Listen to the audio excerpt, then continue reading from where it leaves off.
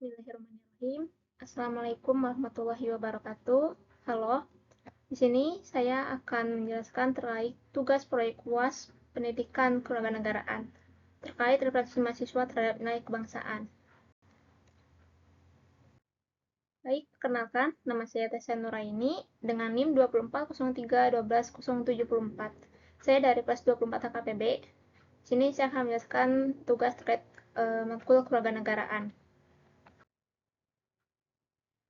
Baik, di sini ada 8 soal yang akan saya jelaskan. Yang pertama terkait tentang pentingnya pendidikan kewarganegaraan pada perguruan tinggi negeri, perguruan tinggi maksudnya, salah satunya pada program studi akuntansi, lalu terkait HAM, yang kedua tentang HAM, yang ketiga terkait mengapa era globalisasi itu dapat mengancam ketahanan nasional bangsa, lalu keempat terkait demokrasi, yang kelima tentang konsekuensi seorang WNI tidak mengenai membayar pajak dan enggak mau pemilu. Lalu yang keenam terkait Astagatra dalam wawasan Nusantara.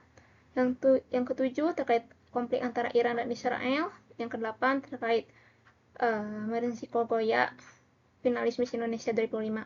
Baik, saya akan mulai saja.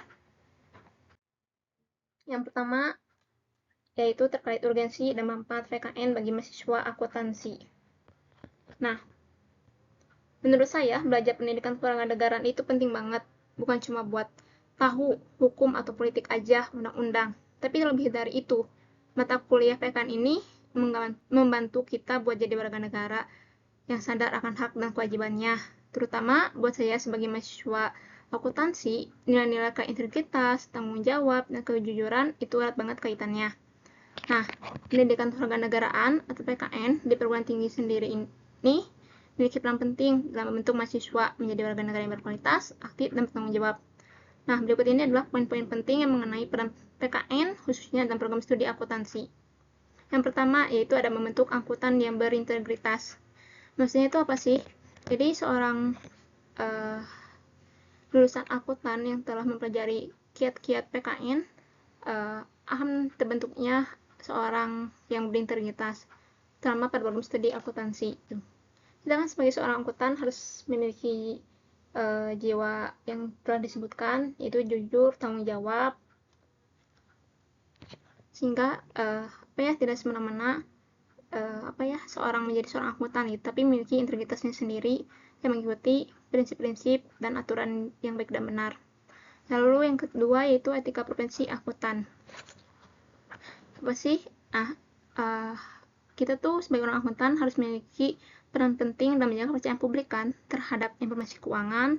Nah, PKN ini sendiri tuh membantu membentuk akuntan yang berintegritas, jujur, bertanggung jawab, dan menjalankan profesinya seperti yang tadi saya sebutkan.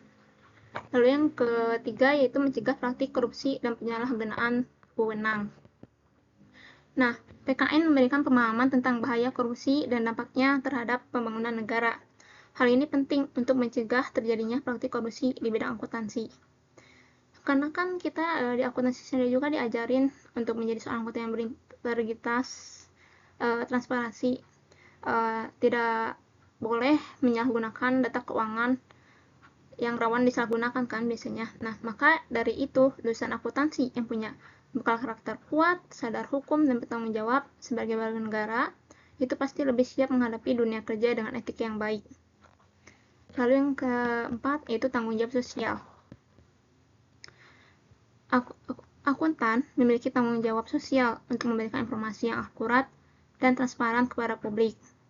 Nah, PKN ini sendiri itu membantu membentuk akuntan yang peduli terhadap kepentingan masyarakat. Jadi, maka dari itu, dalam memahami urgensi PKN, kenapa sih kita penting gitu untuk memahami PKN di perguruan tinggi ini?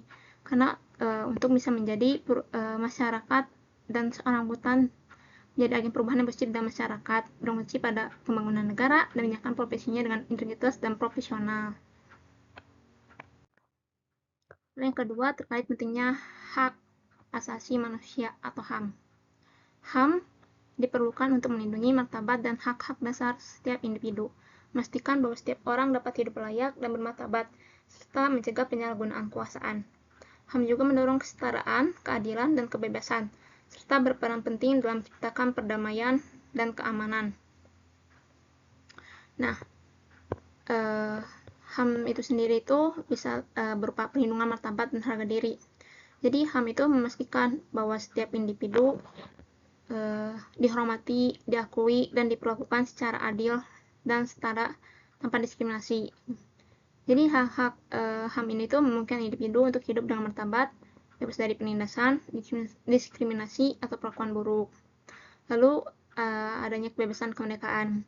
HAM menjamin kebebasan individu, termasuk kebebasan berbicara, berpikir, berekspresi, berpendapat, beragama, berkumpul, dan berpartisipasi dalam kegiatan politik. Kebebasan ini memungkinkan individu untuk mengembangkan potensi diri dan berkontribusi pada masyarakat. Nah, akibatnya, jika HAM itu diabaikan atau nggak ada, maka kekerasan, diskriminasi, dan ketidakadilan bisa dengan mudah terjadi gitu. Masyarakat bisa kehilangan rasa aman dan dengar pula tentang komisi sosial. Jadi dengan adanya HAM ini jadi punya perlindungan, punya ruang untuk berkembang dan bisa menjalani hidup dengan layak. Jadi intinya HAM itu menjaga martabat manusia tetap utuh apapun latar belakangnya. Yang ketiga itu terkait ketahanan nasional dan ancaman globalisasi. Nah, ketahanan nasional adalah kemampuan suatu bangsa untuk mempertahankan kelangsungan hidup dan perkembangan bangsanya dalam menghadapi segala bentuk ancaman. Di sini ada 4 bentuk ancaman. Yang pertama terkait pergeseran nilai budaya. Nah, budaya luar masuk terus-menerus tanpa filter yang dimana dapat mengkikis nilai-nilai luhur Pancasila dan budaya bangsa. Sekarang kan udah banyak tuh ya budaya-budaya luar masuk Indonesia. Terkait itu mungkin drakor, lalu Chinese, pergaulan, bahasa, apalagi pakaian. Salah satunya mungkin seperti mungkin K-pop kayak gitu, mungkin sudah gak aneh. Kita boleh menyukai sesuatu tapi ada batasannya juga gitu, jangan terlalu berlebihan. Kita punya budayanya sendiri. Nah, salah satu contohnya itu influencer Jerome Pauline. Nah, siapa sih yang tahu ya Jerome Pauline? Jadi Jerome Pauline itu adalah influencer dari seorang YouTuber. Nah, yang dimana akhir-akhir ini tuh Jerome Pauline itu suka kolaborasi sama orang luar negeri, baik itu NCT, K-pop. Bahkan dari dulu ada zamannya dia kuliah di Jepang, dia tuh selalu mengenali mereka tentang budaya Indonesia, makanan-makanan Indonesia, lalu pakaian Indonesia, bahasanya. Jadi sehingga mereka tuh tahu, oh Indonesia gitu, seperti ini budayanya. Nah, kebanyakan orang tuh kan punya orang negeri itu kan yang tahunya itu cuma Bali gitu, nggak tahu Indonesia. Nah, bisa kita contoh dengan tersebut. Yang kedua terkait ancaman ketergantungan ekonomi. Ekonomi kita yang bisa bergoyah karena terlalu bergantung sama produk luar. Oleh karena itu kita bisa memulai dengan membeli, mencintai produk-produk lokal gitu. Yang ketiga perkembangan teknologi. Ketergantungan teknologi, akses teknologi yang tidak merata, kejahatan cyber, contohnya seperti peretasan, pencurian data. Nah, ini tuh karena kan teknologi udah semakin berkembang gitu ya. Jadi itu tuh bisa aja terjadinya kejahatan, peretasan data, pencurian data. Dimana data kita tuh bisa dicuri di bukan hanya nama, tapi tanggal lahir juga. Oleh itu kita harus bisa menjaga menggunakan teknologi dengan baik sebaik mungkin. Lalu yang keempat itu ada ancaman keamanan. Serangan cyber, penyebaran berita bohong atau hoax, dan maksudnya paham-paham radikal melalui internet dapat mengancam gitu. Jadi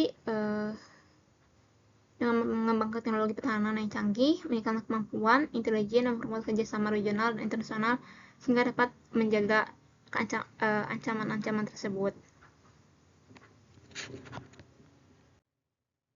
Yang keempat terkait demokrasi dan aplikasinya dalam kehidupan keluarga. Demokrasi adalah sistem pemerintahan di mana kekuasaan tertinggi berada di tangan rakyat, dilaksanakan langsung oleh mereka atau melalui perwakilan yang mereka pilih.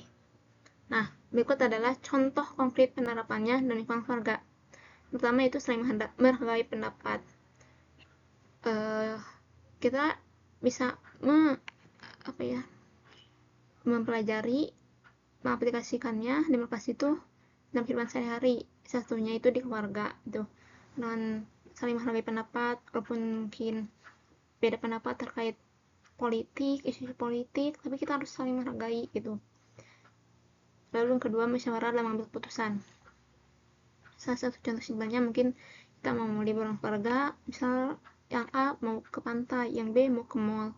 Mungkin kita bisa dengan mengambil keputusan dengan pikiran dingin tanpa marah-marah gitu, dengan baik, mungkin bisa adil. Yang hari ini kita bisa main ke mall dulu, atau besoknya baru ke pantai. Yang ketiga, berbagi tanggung jawab, bisa membagi tanggung jawab tugas rumah, sama contohnya misal jumsih, diadakannya jumsih Jumat bersih gitu, gotong royong di dalam keluarga dengan menyapu, ngepel, cuci piring, dan lain sebagainya.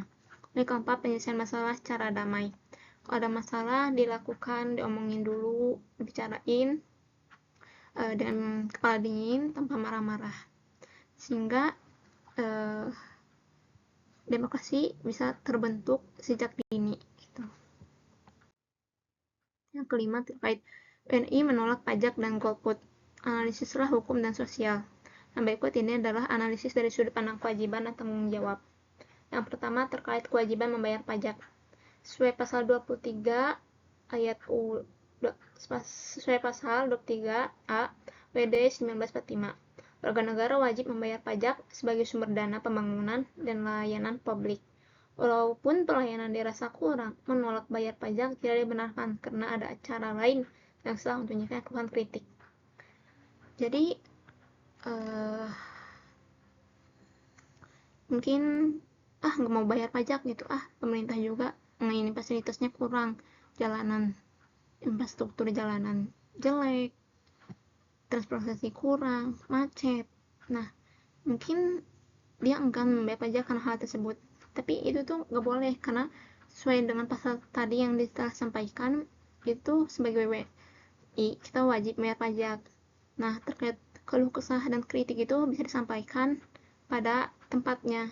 Misalkan kita mengeluh kesahkan hal tersebut, siapa tahu mungkin mereka pemerintah bisa meningkatkan fasilitasnya. Dan kedua, kewajiban ikut pemilu. Pasal 28D ayat 3 UUD 1945 menyebutkan bahwa memilih dan dipilih adalah hak setiap warga negara. Tapi lebih dari itu, ikut pemilu juga bentuk tanggung jawab untuk ikut menentukan arah kepemimpinan. Tidak memilih, golput bisa melemahkan demokrasi dan legitimasi pemerintah. Salah satu pernah ini beneran real life, ada teman saya yang gak mau ikutan pemilu pada tahun 2024 kemarin. Dia nggak mau ikut pemilu, memilih bupati dan wali kota. Kenapa? Pasti ujung-ujungnya yang menangnya juga pasti orang itu. Nah, itu tuh pemikiran tersebut tuh nggak boleh kayak gitu. Tetap aja kita harus menyuarakan pendapat kita, pemilihan kita gitu, karena itu sesuai terkandung pada pasal yang telah disampaikan. Yang ketiga, kewajiban bela negara. Pasal 30 ayat 1 UUD 1945 menegaskan bahwa setiap warga negara berhak dan wajib ikut serta dalam usaha pertahanan dan keamanan negara. Membayar pajak dan ikut pemilu merupakan bagian kontribusi nyata dalam menjaga keutuhan dan kemajuan bangsa. Jadi membayar pajak dan wajib ikut pemilu itu diwajibkan sesuai pasal 30 ayat 1 UUD 1945 untuk negara yang berkembang gitu. Nah, lalu gimana sih konsekuensi dari hal tersebut? Konsekuensi hukumnya yaitu saat menolak membayar pajak. Pasal 39 ayat 1 UU KUP berbunyi, wajib pajak yang sengaja tidak menyampaikan SPT atau menyampaikan keterangan yang tidak benar sehingga merugikan pendapatan negara bisa dikenai pidana penjara paling singkat 6 bulan dan paling lama 6 tahun. denda paling sedikit 2 kali jumlah pajak yang terutang dan paling banyak 4 kali lipat jumlah pajak yang terutang. Lalu, karena itu, jika tidak membayar pajak, kita malah bisa dipenjara gitu. Dan bisa membayar denda 2 kali lipat yang tidak kita bayarkan untuk pajak tersebut. Lalu ada golput, tidak ikut pemilu. Memilih untuk golput memang tidak kena sanksi hukum, tapi kita jadi kehilangan kesempatan untuk menentukan pemimpin. Akibatnya, legitimasi pemerintah bisa melemah karena partisipasi rakyat rendah. Nah, jadi malah masyarakat Indonesia tuh malah udah capek gitu sama pemerintah, aku mau memilih gitu. Nah, itu tuh salah. Malah jadi 11-12 gitu rakyat sama pemerintah tuh. Lalu yang kedua, konsekuensi sosial. Hilangnya hak suara. Golput berarti kehilangan hak untuk memilih pemimpin dan berpartisipasi dalam proses demokrasi yang merupakan hak dasar warga negara. Lalu terhambatnya pembangunan. Kurangnya partisipasi warga, negara, dan pemilu, dan penolakan membayar pajak dapat menghambat pembangunan negara dan pelayanan publik. Ongkoh ini ya, dia tuh ngeluh gitu, fasilitas kurang, ini kurang, padahal dia sendiri juga enggan membayar pajak gitu. Lalu bagaimana infrastrukturnya baik dan benar gitu negara ini. Lalu hilangnya kepercayaan publik, ketidakpuasan terhadap pelayanan publik dan penolakan untuk berpartisipasi dalam proses politik dapat mengurangi kepercayaan publik pada pemerintah dan lembaga negara. Yang terakhir itu memecah persatuan mengancam keutuhan bangsa. Nah, jadi kalau semua orang punya pola pikir kayak gitu, negara itu bisa kacau gitu. Indonesia kan itu menuju Indonesia emas kan, gimana sampainya kalau berpikirannya juga semacam itu, nggak bayar pajak kan, berarti pembangunan dong, nggak ikut pemilu, pemimpin dipilih minoritas dong, dan akhirnya malah makin nggak sesuai harapan. Indonesia mau berkembang atau menyeimbangi negara yang lain bagaimana kok masyarakatnya aja masih punya berpikir kayak gitu.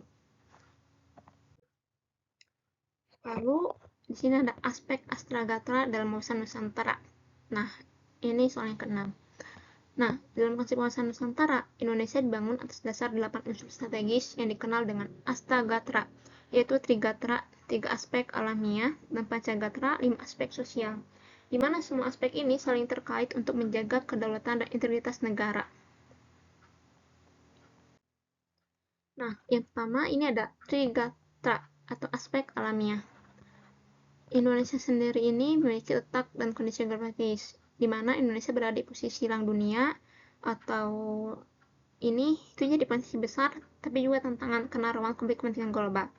Indonesia kan sejak zaman dulu tuh kan adanya namanya jalur perdagangan kan, dari zaman dulu yang sudah dijelaskan pada pelajaran sejarah di sekolah, dimana itu tuh memiliki potensi bagi kita untuk mempertumbuhkan ekonomi, tapi juga ada tantangan karena rawan konflik kepentingan global, sepertinya adanya perang, kita juga ikut terdampak gitu, dan lain sebagainya. Lalu keadaan dan kekayaan alam. Kekayaan alam Indonesia yang melimpah jika dikelola dengan baik dapat menjadi modal dasar pembangunan kesejahteraan. Nah, di sini tuh dilihatkan tuh bahwa Indonesia itu kaya akan alam dan flora fauna. Oleh karena itu kita harus melestarikannya, menjaganya dengan baik. Dan semoga saja tidak terjadi lagi konflik atau masalah terkait keruknya tanah di suatu pulau. Lalu itu terkait kondisi dan jumlah penduduk. Jumlah persebaran dan kualitas penduduk mempengaruhi pembangunan suatu negara dan nasional, di mana penduduk yang berkualitas dapat mengelola sumber daya alam dengan baik. Kita tahu kan bahwa Indonesia itu penduduknya itu banyak, oleh karena itu mungkin bisa dikelola dengan baik dengan contohnya KB, lalu apalagi pemerintah juga ikut mengusungkan, dan sehingga persebaran dan pemerataan pembangunan itu tuh sejahtera. Next, yang kedua terkait Pancagatra atau aspek sosial. Yang pertama di sini ada ideologi. Pancasila sebagai panduan utama kehidupan berbangsa harus dijaga supaya kita nggak mudah terpecah atau terprovokasi. Nah, kita kan punya pegangan tuh ya, Pancasila dan Bhinneka Tunggal Ika. Nih, berbeda tapi tetap satu tujuan.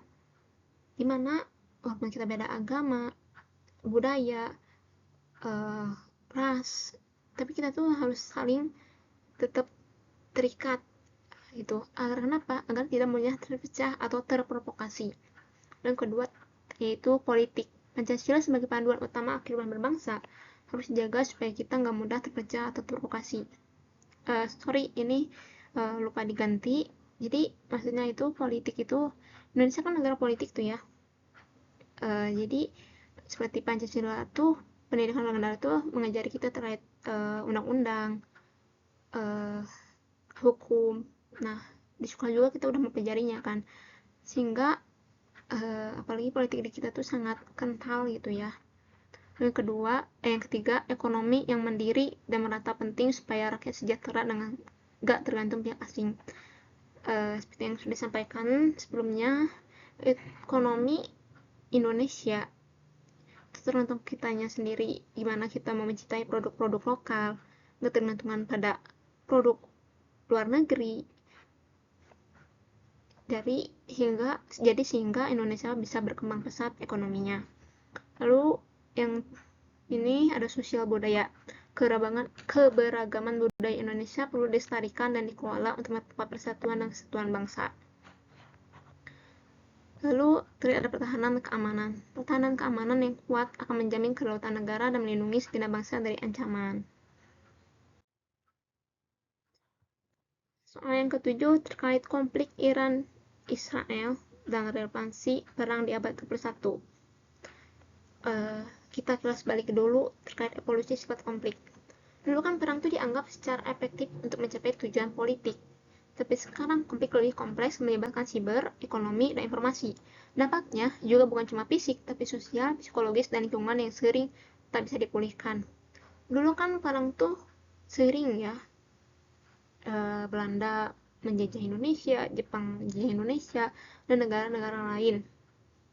Itu tuh mereka perang untuk mencapai suatu tujuan politik, untuk ya apa yang mereka pengen gitu. Nah, salah satu yang terkait dijelaskan pada soal itu terkait pada Iran dan Israel, di mana konflik antara Iran dan Israel dimulai ketika Israel melancarkan serangan mendadak terhadap fasilitas militer dan nuklir utama di Iran pada 13 Juni 2005, di mana mengakibatkan betapa besarnya kerugian, korban jiwa di mana-mana, infrastruktur hancur, pengungsi, dan ketersediaan regional. Korban jiwanya itu dari mulai anak kecil, lansia, mana penghancuran gedung, rumah-rumah mereka hancur, tidak punya tempat tinggal, sehingga mereka mengungsi, tidak adanya kestabilan regional. Dimana kalau negara tersebut membangun lagi infrastruktur, itu membutuhkan biaya yang jauh lebih besar dibanding hasilnya si kemenangan itu. Nah, lalu apakah peperangan ini tuh relevan? Menurut aku sih tidak. Kenapa? Karena itu kita ada alternatifnya. Di mana pada abad ke-21 ini konflik seharusnya diselesaikan lewat diplomasi, dialog, dan negosiasi, bukannya senjata, perangan-perangan, tumpahan darah. Tapi organisasi seperti PBB tetap bisa membantu, karena itu penting sebagai tempat mediasi. Mungkin walau tak sempurna ya, seperti seperti sebelumnya. Ada juga hukum dan pengadilan internasional yang berupa menegakkan keadilan antar negara, sehingga hal tersebut tuh bisa ditangani. Baik, di sini pada soal terakhir yaitu terkait kasus Merinci Kogoya. Nah, kasus Merinci itu menyentuh isu sensitif Indonesia. Awal mulanya, coretan Merinci Kogoya dari ajang Miss Indonesia 2025 itu terjadi setelah video pengibaran bendera Israel menjadi sorotan publik. Banyak yang menganggap aksinya sebagai dukungan terhadap Zionisme, meskipun Merinci menegaskan bahwa tujuannya adalah untuk perdamaian dan bukan dukungan politik. Nah, ini awal mulanya. Nah, lalu di sini ada kenapa sih alasan pencoretan oleh penyelenggara? Jadi, pihak penyelenggara atau pihak kontes Miss Beauty ini mungkin mencoret Merinci itu tuh untuk meredam reaksi publik dan menjaga citanya acara. Dalam pandangan mereka, memenangkan situasi dianggap lebih penting daripada membela satu finalis gitu. Jadi apa sih biar keramaian FVP keribut-keributan ini tuh reda gitu. Jadi pihak kontes itu ya udahlah coret aja gitu si Merense biar kasusnya itu reda gitu. Mereka mungkin merasa bahwa menjaga keamanan kita itu ada cara lebih penting daripada membela satu finalis. Yang kedua terkait terlalu cepatnya mengambil keputusan. Nah, tindakan di masa lalu, apalagi jika dilakukan tanpa niat jahat, seharusnya tidak langsung jadi alasan untuk menghukum seseorang yang mungkin sudah berubah. Nah, kenapa sih kedua sisi yang penting untuk mengambil konteks video tersebut? Apakah itu video lama? Apa niat baliknya? Apakah finalis tersebut memilih pemahaman yang mendalam tentang topik tersebut saat itu? Atau hanya sekedar tindakan impulsif tanpa makna politis yang kuat? Mungkin aja pada video tersebut si manusia itu masih kecil dan masih muda. Mungkin saja dia belum mengetahui terkait konflik-konflik pada saat itu dan terkait politik yang sedang terjadi. Nah, sebagai mahasiswa, saya cenderung berpandangan bahwa tindakan impulsif di masa lalu, terutama jika si usia emergency itu masih muda dan tanpa niat jahat yang jelas, seharusnya itu tidak langsung menjadi dasar untuk menghukum seseorang di masa kini. Apalagi jika orang tersebut kan sudah menunjukkan perubahan pandangan atau kebiasaan. Nah, sekarang emergency itu udah dewasa gitu. Namun, yang menjadi pernyataannya adalah apakah pencoretan adalah salah satu solusi yang terbaik. Pencoretan itu kan instan, bisa menjadi pencoretan instan ini bisa menjadi insiden buruk gitu, insiden buruk gitu. Jadi seolah-olah masyarakat kita tuh terlalu cepat menghakimi tanpa memberi ruang untuk penjelasan atau pembelajaran, tanpa melihat dari sisi lain gitu, apa yang sebenarnya terjadi. Nah, lalu gimana sih caranya? Nah, itu adanya ruang bagi dialog dan edukasi untuk masalah tersebut, dimana seharusnya konteks penyelidikan itu seharusnya menjadi platform edukasi untuk menunjukkan kematangan dan kemampuan seseorang dalam menghadapi dan menjelaskan situasi sulit. Tuh. Jadi bukan hanya sekedar ajang citra, tapi juga ruang pembelajaran untuk sesama. Jadi sebenarnya sih bisa diberi kesempatan untuk menunjukkan kedewasaannya dan menjelaskan konteks tindakannya. Sehingga saya berpendapat bahwa pendekatan yang lebih bijaksana itu memberikan ruang bagi klarifikasi, edukasi, dan dialog akan jauh lebih konstruktif, lebih efisien daripada sekedar pencoretan. Nah, di sini kesimpulan yang bisa kita dapat yaitu coretan bisa dimengerti gitu, asal coret, tapi bukan itu solusinya.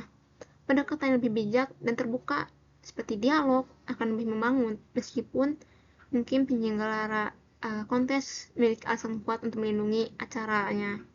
Dan ini itu penting pelajaran bagi kita dalam menyikapi masalah hal semacam ini. Karena karena kita tuh berada di tengah masyarakat yang majemuk gitu.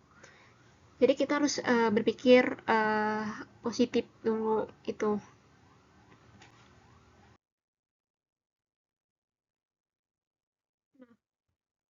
Mungkin dari hal tersebut kita bisa belajar gitu dalam menyikapi sesuatu dengan baik dan benar. Baik, terima kasih. Mungkin itu tadi pendapat saya terkait atas soal-soal 8 soal proyek UAS kewarganegaraan. Semoga bisa mencerminkan gitu terkait materi yang saya sampaikan.